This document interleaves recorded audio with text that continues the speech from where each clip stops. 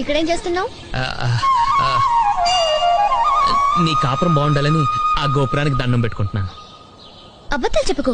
ఒక క్షణం కూడా ఖాళీగా ఉండవా నువ్వు? నేనేం చేశాను ఇప్పుడు? ఏం తెలియనట్టు మొహాల పెట్టుకో. ఇందాక నుంచి అమ్మాయికి నువ్వు లైన్ వేయట్లేదు.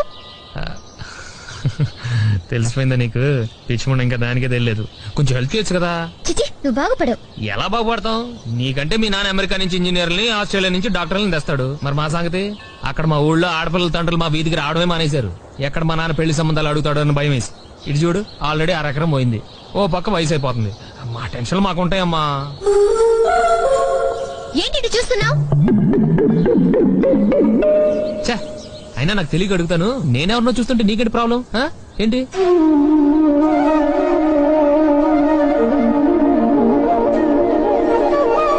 నువ్వంటే నాకు ఇష్టం.